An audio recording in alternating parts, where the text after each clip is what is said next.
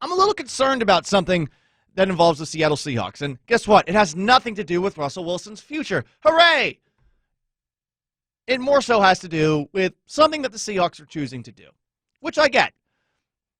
There is a bit of a back and forth over whether or not it's entirely necessary for players to show up for OTAs. For those who don't know, these organized training activities that NFL teams set up are supposed to be voluntary.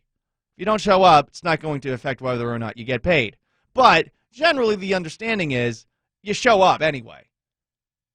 This year's a little bit different after last year with COVID-19 canceling it all. I think a lot of teams are starting to think, you know what, it's not necessary for us to go. And the Seahawks are one of a handful of teams, some of whom are good, the Green Bay Packers, the Tampa Bay Buccaneers, who are saying, yeah, the veterans, we're just not going to report for this. It is a decision that I think is being done because they hope that the NFL Players Association will see it and the rest of the league will see it, and that maybe more teams and more veteran players, if they all look at it the same way, if they all look at it as voluntary, that maybe it becomes normalized and there is less pressure on veterans to show up for, again, things that are voluntary. And you can go and work out on your own. But I do have a question about whether or not this is going to affect the installation of a new offense. The Seahawks have a new offensive coordinator. They have a new offensive lineman in Gabe Jackson. They have a young wide receiver in Dwayne Eskridge. It's one thing to study the playbook by yourself or in Zoom meetings, group meetings that the Seahawks have.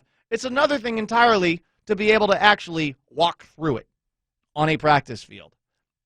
And I am a little concerned that the Seahawks might be a little further behind the eight ball as they install this new offense with Shane Waldron at the start of the year. I kind of wish that they were actually showing up for these voluntary workouts, maybe just for this season, just with this new offense. You don't have to do it next year, but why not this year? Don't you want to give yourself every single edge going into the season? But look, I'm just a simple sports talk show host. I decided this morning to ask Brock Huard if he felt that the Seahawks maybe need to get there to get that offense purring as quickly as possible. Think of Robert Woods and Cooper Kupp. Think of those guys in that slot. Think of the third downs that they've run against Seattle and done so very successfully. Think of the number of times on little option routes, on routes that have multiple layers to them to attack zone defenses and third down defenses. Those are the plays. That's the rhythm. That's what you want to get into. That's where you would sure hope, that Tyler would participate in some of these OTAs. We know he is. He talked to you guys about how complicated the system is, but actually getting on that field, doing it against defenses, doing it near full speed, right? All of those things to me are important. You're just never going to convince me as the son of a former coach. You're never going to convince me that, yep, I don't need practice time. I'm going to be just fine.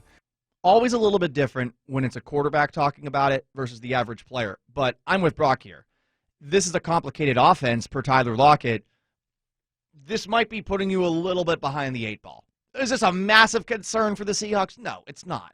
But I do think it's something that, as the season begins, might be something that leads to symptoms like a sluggish start offensively as they try to figure things out.